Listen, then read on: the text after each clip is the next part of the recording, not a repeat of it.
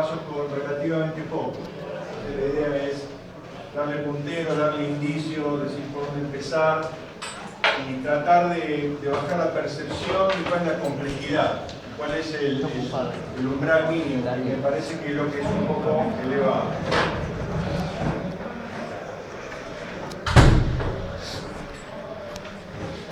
Ustedes vinieron a ver SDR y no a verlo a mí, pero para...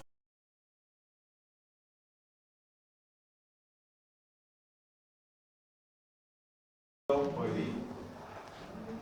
La señal de encuadratura son la clave y con ella puedo, bueno, si yo lo que quiero demodular es AM, bueno, hago la cuenta que está allá arriba. Si quiero demodular banda lateral superior restos, la inferior sumo. Si quiero demodular PSK o alguna variante de modulación de fase, le saco la tangente inversa, y si quiero demodular FM, saco la derivación.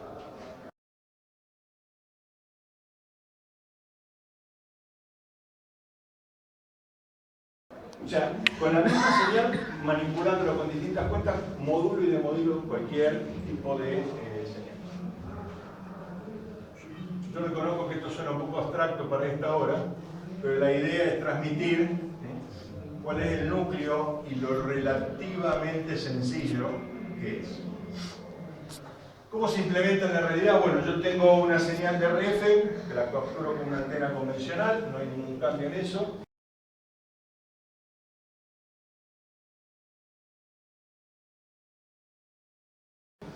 Sí, quizás, de repente el diseño de antena tiene que tener más ancho de banda que el que estoy acostumbrado. ¿Por qué? Bueno, porque si yo tomo toda una banda, toda la banda de 20 metros, toda la antena convencional que tenemos nos va a servir. O sea, yo quiero tomar todo HF de un golpe, venga alguna antena que me sirva para ese ancho de banda. Hago un procesamiento preliminar de RF, hay algunas consideraciones de velocidad que hacen que no sea práctico o económico todavía tomar directamente desde la antena. Hago algo así como un primer procesado, una primera FEI, lo menos que pueda, y a partir de ahí convierto la señal en digital y la empiezo a procesar. Ese procesamiento puede tener distintas manipulaciones, pero en definitiva yo lo que quiero conseguir es filtrar la señal de determinadas maneras. Hay distintas plataformas para poder implementar, desde una PC común, cualquier placa de sonido es un procesador digital de bajo ancho de banda, y a medida que voy aumentando el ancho de banda tengo que poner procesadores cada vez más complejos. Y el software para hacerlo es algo similar. Para procesar anchos de banda pequeños, casi cualquier porquería escrito casi de cualquier manera sirve. A medida que voy tomando señales de más ancho de banda, necesito afinar un poco la eficiencia del código completo. La misma tecnología electrónica se aplica con distintas estrategias. Es decir, yo en definitiva hago las cuentas que hace un condensador, o que hace una resistencia, o que hace un transistor, o que hace cualquier componente electrónico, con una salvedad. Cambia la forma de pensar la electrónica, completamente. Cualquiera que conozca electrónica convencional está un rato largo confundido buscando las resistencias de polarización. ¿Saben qué? No existen más, porque no tengo nada que polarizar. O el capacitor, ¿saben qué? No existen más, porque no tengo más corriente continua o alterna. Y quiero buscar la realimentación, ¿dónde está? ¿Saben qué? No existe más, porque los transistores son todos iguales, porque la cuenta siempre es igual. ¿Y saben qué? No encuentro los capacitores de desacoplar la fuente. ¿Saben qué? No existen más, porque no hay más fuente. Y así sucesivamente. Entonces la electrónica se piensa un poco diferente, porque puedo empezar a tener componentes perfectos. Puedo empezar a no usar la alimentación, o sea que el circuito no me oscila, si no me equivoco, o no me hace cosas raras. No tengo fallas infantiles. No me cambia el comportamiento por humedad ni por temperatura, no tiene temperatura, un procesamiento digital.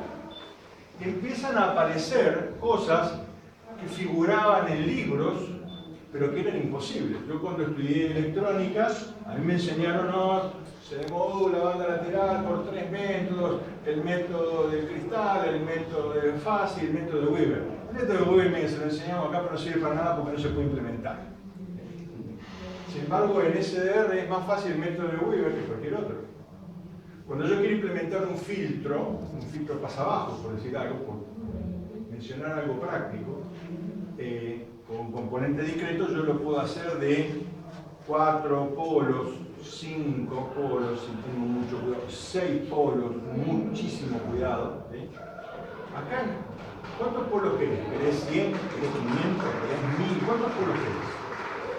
Yo, por ejemplo, mi filtro SW, que uso en concurso, me permite tomar estaciones a 10 Hz una de otra. 10 Hz. Le pongo un notch y está a 10 Hz y no la escucho más.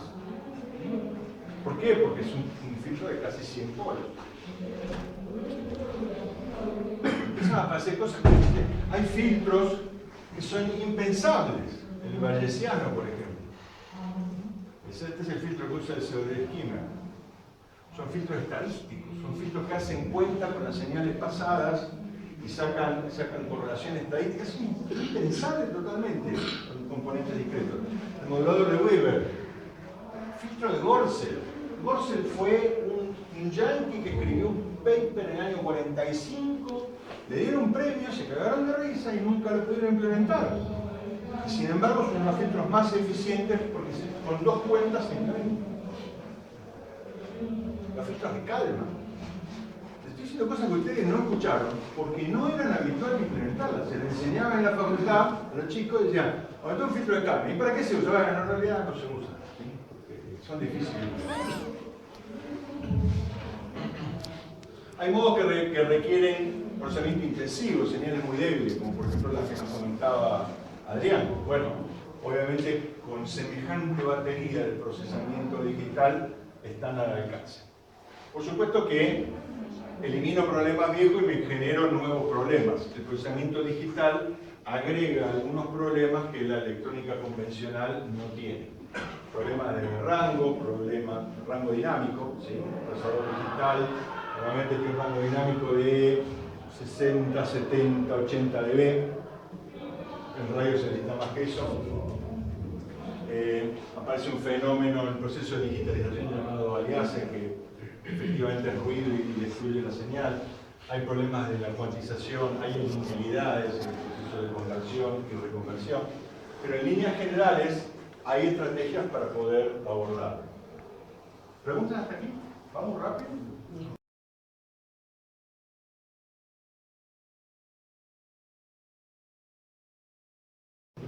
Perfecto. En términos prácticos, ¿qué plataformas dispongo? Bueno, hay todo un espectro. Yo puedo empezar a hacer SDRs mirando por el agujero de la cerradura, viendo implementaciones. Por ejemplo, el web SDR de la Universidad de Twente, hay un montón ya, ellos fueron los pioneros, o ciertas implementaciones para teléfonos celulares, que en general son implementaciones gratis, no me permiten modificar cómo se comporta la señal, pero empiezo a jugar con la noción, empiezo a jugar con que tengo toda la banda de golpe, con que me muevo con el dedo, ¿sí? Incluso en eBay venden un rotador de equipo de HF para que haga clic, clic, clic, clic y me mueva de frecuencia para tener el ruleteo, ¿sí? El ruleteo lo legal, le mando señal a una PC para que cambie de frecuencia. Y digamos, con esto empiezo a ver, lo quiero más ancho y hago así con el dedo y lo hago más ancho. Le hago doble clic para cambiar de modo. Es decir, me empiezo a familiarizar con una interfaz totalmente distinta a la clásica del equipo de radio. Hay muchos intentos de mimetizar un equipo de radio, poner en la PC algo que se parezca a un frontend. A mí me resultan abominables porque es como no sé, tener una Ferrari, ¿sí? Y ponerle gomas recapadas, una cosa absolutamente impensable. Cuando yo empiezo los equipos de web SDR lucen una cosa así, típicamente son un waterfall, que tiene la ventana de recepción, le puedo poner el ancho de banda, el modo, etc. Pero yo veo todas las señales juntas.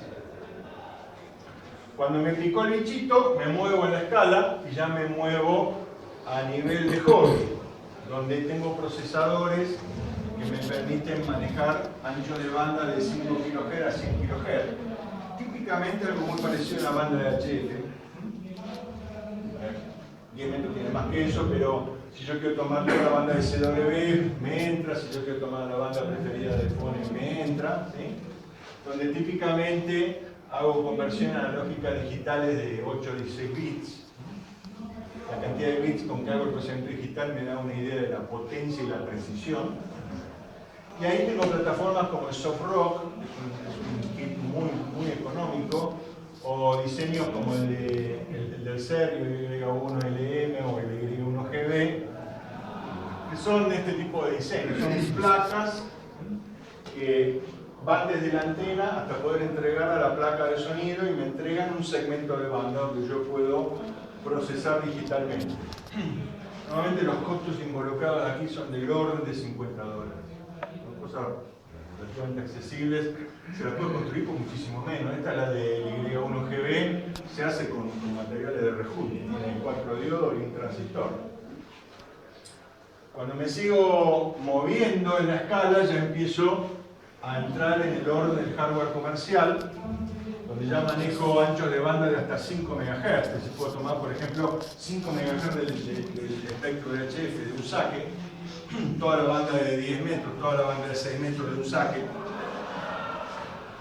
En general acá ya hay equipos comerciales, por ejemplo los Flex Radio están acá, el US1R, y hay un aparatito sobre el cual vamos a volver, que son los RTL SDR, que son los receptores de televisión digitales, los que se compran para ver la TDA, que pueden ser manipulados para operar utilizando SDR. Tanto desde el punto de vista del software con SDR Jack, por ejemplo, o con drivers especiales que modifican su comportamiento. Estos equipos están entre 50 y $1000. Un dongle de estos está a $50, un poco menos si lo traen de afuera. Ya los equipos Flex están hablando de miles de dólares.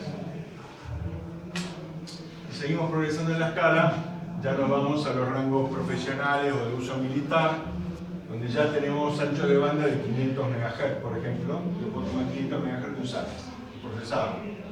¿Para qué puedo necesitar esa bestialidad? Y por ejemplo, para procesar una señal de radar, que tiene ese tipo de ancho de banda. Ya tiene potencia de procesamiento muy grande, llega hasta 64 bits, y ya hay placas especializadas que valen miles de dólares. La más común, la más conocida es la ETUS USRP o USRP2, que se maneja profesionalmente con la plataforma GNU Radio, o ya directamente, cuando se va de escala, uno se tiene que hacer el procesador. Ya hay usos muy especiales, lo que hace es toma una FPGA, que es una especie de computador sin programar, ¿sí? Y uno le programa un determinado CPU y se fabrica el CPU específico para esa actividad, o se compra el chipset, que son chipsets muy específicos de industria o militares que son muy caros. Estamos hablando siempre de $5000 para arriba. Sin embargo, una FPGA, por ejemplo la Xilinx, sale $200, y si uno maneja el lenguaje, puede de repente llegar a intentar programarse algo así. Es muy especializado, pero es posible. Los programas que se utilizan, a medida que voy subiendo en la escala, van cambiando, y los del tope ya no son programas para usuarios, ya son programas para desarrollo, como GNU Radio o MATLAB. Personalmente me gusta más GNU Radio, pero mucha gente usa MATLAB. ¿Va a ser Linux? ¿GNU Radio? Sí, GNU Radio es Linux. MATLAB es ambos. Lo que tiene GNU Radio es que es abierto, MATLAB no lo es. Estamos hablando de miles de dólares de licencia versus... No es gratis, porque da mucho trabajo la curva de aprendizaje, pero es un ambiente. Para el rango intermedio hay otras propuestas de software, como por ejemplo WinRAR, que es muy potente, o el M0KGK, que es fácil de usar. No es bueno, pero es fácil de usar.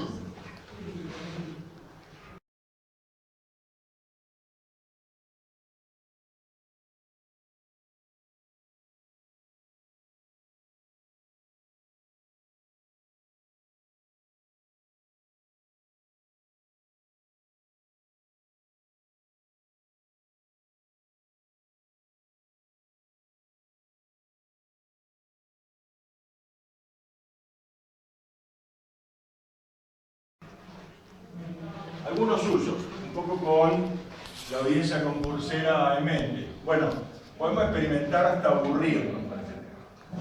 Por ejemplo, con Willow nos largamos a hacer el diseño, la fantasía era el diseño más simple que nos saliera.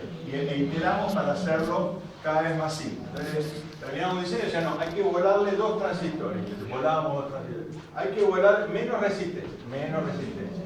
Tiene que andar con 5 voltios, tiene que andar con 5. Y así lo fuimos iterando y llegamos a este diseño primera que todavía no anda bien, todavía lo seguimos depurando, estamos en esa iteración. Pero por ejemplo tiene amplificadores bilaterales, que son los que funcionan en ambas direcciones con el mismo componente. Funciona con 5 volts para poder usar un cargador USB. Y es un transceiver, eso que está ahí es un transceiver monoband completo. Y cuando esté terminado yo me animo a ponerlo al lado de cualquier transceiver comercial con software que yo haga y ustedes me dicen qué quieren de eso, qué quieren que mimetice del transceiver y yo se lo voy a mimetizar. Sale 100 pesos. Monobanda. Tenemos multibanda. Y no es un sueño, es este que está acá. Esta es mi mesa de trabajo con una placa USB de sonido, la fuente. Y esta es la placa armada. Hay un montón de información en estos 2 bloques, el de Willow y el mío, donde fuimos contando todas las pasos, todas las frustraciones, todas las iteraciones que fuimos teniendo, que fuimos a todo esto, en mi blog no solo están diseños míos, sino que yo voy poniendo punteros a las cosas que voy leyendo. Así que incluso hay una entrada que tiene un documento que es un resumen de todo lo anterior, con lo cual es un punto de entrada que si quieren utilizar lo pueden hacer como para empezar a leer y ver dónde empezar. Puedo con esto tener un instrumento de laboratorio, espectroscopios, análisis de perfiles de filtro, medidor de ondas estacionarias, perfil de sintonía de antena, sintonizadores automáticos de antena. Básicamente la matemática de todos esos instrumentos es alguna variante de un generador de ruido con un receptor. Entonces lo hago con SDR a un costo cercano a nulo.